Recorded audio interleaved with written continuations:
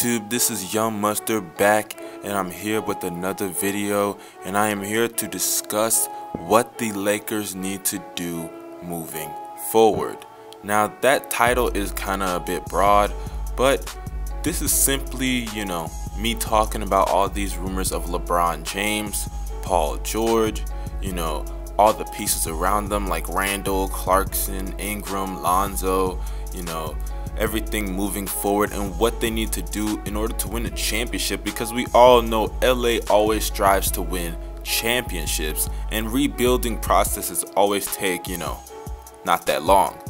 So we all know the biggest move that they did this summer, not signing Lonzo Ball. I'm not talking about that because we know that's obviously a big move, but the biggest thing that they did was trade D'Angelo Russell and Timofey Mozgov for Brook Lopez and the 27th pick in the Brooklyn Nets. Now obviously this was a salary dump. I mean, if they wanted to really keep D'Angelo though, I highly doubt they would have just traded him. I feel like they could have moved some other players. I feel like Clarkson and Ingram are movable, if I'm being real. I feel like the Nets would have taken Clarkson because Brook Lopez is going on a one-year deal left in his contract. It clears up cap space for the Lakers. I know it's good for the Lakers to get Brook Lopez, but for the Nets, they probably have wanted to trade Brook Lopez for a while. But yeah, back to the original point. Lakers traded D'Angelo and Timofey Mozgov because we all know Timofey Mozgov has that horrible, and I mean god-awful contract. So back to the point is, the Lakers, they cleared up their cap space. Congratulations, good job for the Lakers there, clearing up cap space, because that is very, very key for 2018. So in 2018, we all know the free agents: DeMarcus Cousins, Paul George, and LeBron James. Now I'm going to address each and every one of those three candidates to be Lakers next year, and we'll see. The first one I'm going to discuss is DeMarcus Cousins. DeMarcus Cousins is a phenomenal player. He's arguably a top 10 talent in the league. And I think if the Lakers could acquire DeMarcus Cousins, it would be good for them. But the problem I see there is something that, we'll factor into later among the other players.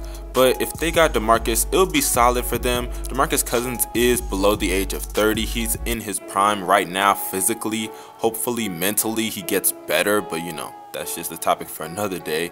But he is a really, really good talent, someone who has potential to be a superstar if he improves his game, improves efficiency, gets a little bit better on defense. So he has a lot of potential to be with the Lakers, and them losing Brook Lopez to free agency most likely next season, they will need a center, and they do kind of struggle at the big man position over the past few seasons.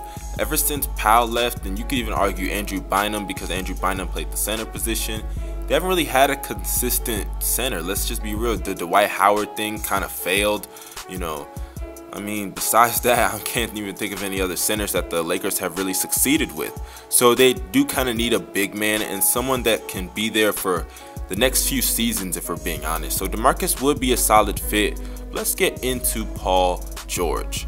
Paul George is a phenomenal player as well. Paul George is arguably a top 10 player, top 15 without question. And honestly, I think he'd fit perfectly with the Lakers. Let's not forget, the Lakers did trade D'Angelo, and people were saying, why not have D'Angelo and have Lonzo in the backcourt and have D'Angelo play the shooting guard? But I was saying, because I think Paul George is going to the Lakers without a doubt. He's not staying in OKC. I can guarantee you that Paul George, why would you stay in OKC when you're not going to beat the Warriors? They have shitty cap room. You're in a small market like you were in Indiana, and you're not the man. So let's just break this down. You could either stay there or you can go to LA, a team that was your team growing up. You admire Kobe. It's a big market. You won't have to worry about pulling free agents. You have a good coach, good GM. Magic Johnson knows what he's doing. He's a good executive. Everything's in set if you go to LA. And considering the next guy that we're going to talk about, it should be helping Paul George a hell of a lot more. And that next guy is LeBron James.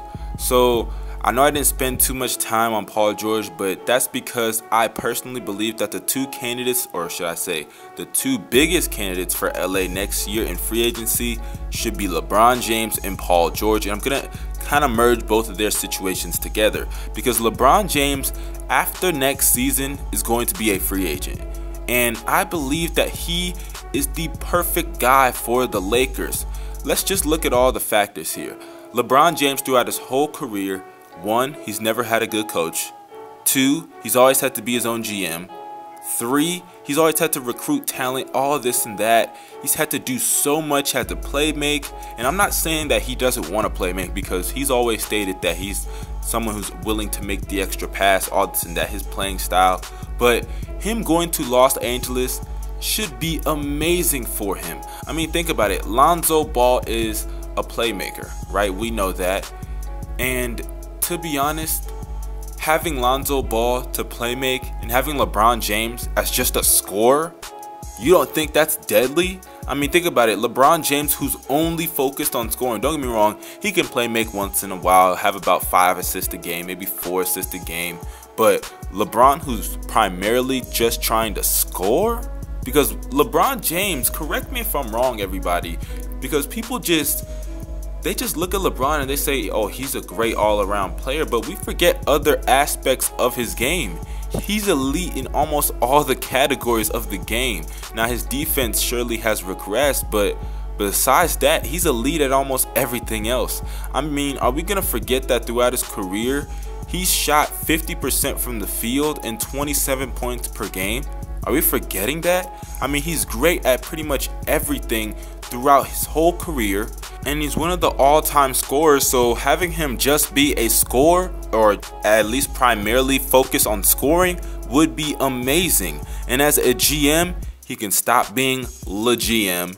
He can stop being le coach, because I do think Luke Walton is a very, very solid coach. I think he's really, really good. I think he has some potential there. Don't ever forget that the Lakers, remember in the beginning of the year, they looked like they could be a playoff team. Remember they beat the Warriors, all this and that, and then I believe they decided to start tanking. But we all know, at least I think, Luke Walton can be a really, really good coach. But hey, besides that, let's just also look at the fact that LeBron James, I'm not, saying that he's showing significant signs of aging, but let's just look at this. Would this not be good for LeBron if he is chasing the ghost in Chicago? He'll finally have a team to where he has young talent around him and talent that is in their prime. Let me, clarify what I mean. I remember I was watching a Legend of Winning video about LeBron James, and he stated that pretty much all the great players have had players to take the mantle from them. The best example of this has to be Tim Duncan.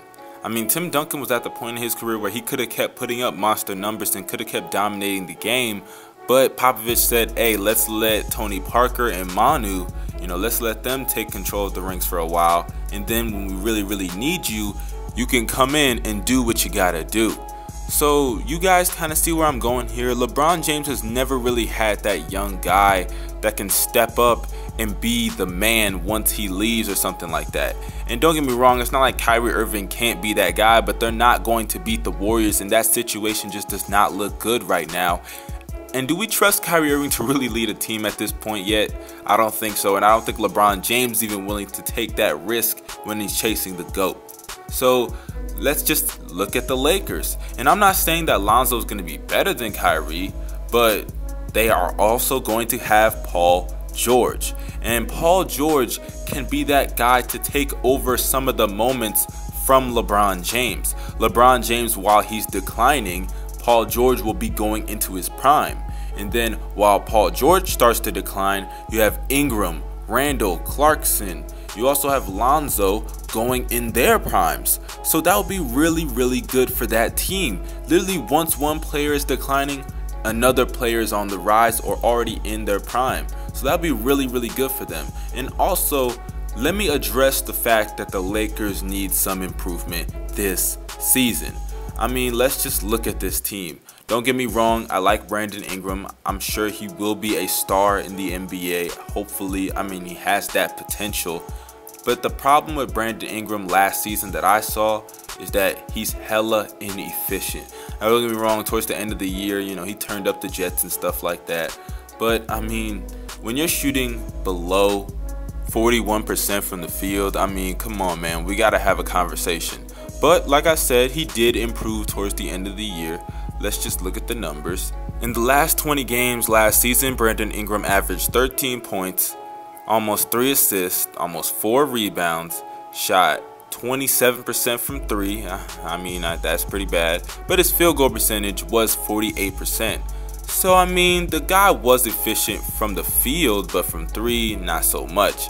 But at the end of the day, his averages did go up, and it showed signs of improvement. And having Lonzo Ball, I think, will really help him, because his efficiency, I think that will go up. I think he'll be able to take more open shots. I think Lonzo will facilitate for everybody to make everyone around him better. So Lonzo will be a very key factor. But I believe the 3 biggest factors for the Lakers this season are Brandon Ingram, which I've already addressed, Jordan Clarkson, and Julius Randle. Now, Jordan Clarkson is a question mark. That's simply due to the fact that they may trade him. I don't know if they are going to or not, but everything's really just up in the air. And Jordan Clarkson last season was actually pretty good. Throughout his whole career, to be honest, he's been a really reliable player. And I mean, he can be a 6th man on a championship team. Yes, he has that kind of talent. The guy balled last year. I mean, if we're looking at all his numbers, in the past 3 years, his career averages has been 14 points per game, almost 2 turnovers to 3 assists. So, I mean, it's not horrible. 1 steal, 3 rebounds, shot 81% from the free throw line. His effective field goal percentage is 48.9%. He shoots 33% from 3, and also takes about almost 4 a game, and shoots 44% from the field. So he's not a bad player. And if we're looking at last season, he averaged nearly 15 points, 1 steal, 3 assists, 3 rebounds, shot 80% from the free throw line, and shot 45% from the field and 33% from 3. So in my opinion, he looks really solid coming off of the bench. And if we pull up his per 36 last year, it was 18 points. He had 1.3 steals, 3 assists, 4 rebounds, and we all know the percentages are the same. So Jordan Clarkson, I think he has a lot of potential.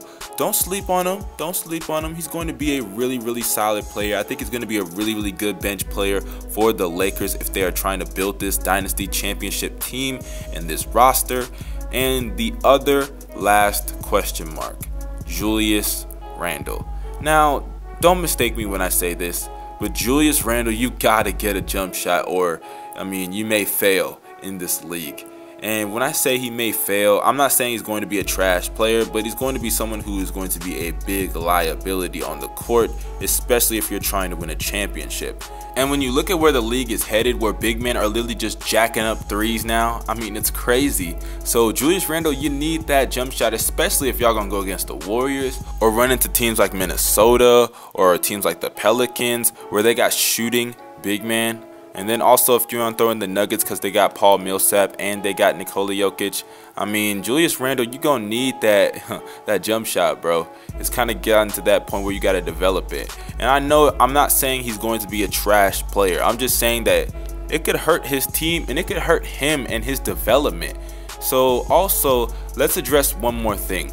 The Lakers next year, it's not like if they don't get LeBron or don't get Paul George, and also I talked about DeMarcus earlier, if they don't get any of those 3 players, it's not like they're a failure or anything like that. But I mean, bottom line is that LA's always tried to win now. I mean, look at the years that Kobe was, you know, basically by himself. I mean, this guy had Kwame and Smush and Jesus Christ. I know he had a shitty roster. But let's be real, they turned that around really quick. Had that been the city of Cleveland and had that been the Cavaliers, Jesus, LeBron would have been in hell for a hell of a long time. But you guys see my drift here. I mean, not all the time other teams are going to pull off heights. Sometimes they want to, you know, wait it out. They want to rebuild for a while, tank a few seasons like the Sixers. But the Lakers, I mean, their fan base demands so much more and they have so much history there and they're a big market. It's the city of LA. I mean, people want them to always win. And I think Magic Johnson has that kind of mindset as well, you know, him in that front office. So I think that that's a good mindset for them to have, but it's not always going to work. So if they don't get some of these players, if they don't get LeBron, if they don't get George, if they don't even come close to getting a DeMarcus Cousins, then I mean, they gotta rebuild. And it's not a bad thing to rebuild and go through the, you know, tanking processes and all this and that, but that's what they'll probably have to do. And we all know that next year they do not have a draft pick, so Marvin Bagley is out of the question for these guys. Michael Porter Jr. is out of the question for these guys. But hey, maybe Zion, I don't know. I'm just pulling y'all a little bit there. So if you like this video, hit that thumbs up, comment down below. Also subscribe if you are new to the channel, and if you have not hit that bell to be notified after each and every video that I post. Follow me on Twitter, follow me on Instagram, and add me on Snapchat. The links will be down below. So you guys, we out of here. Have a great day. Peace. I've been riding through the city. They trying to fuck my night up. A lot of shit that I hold down.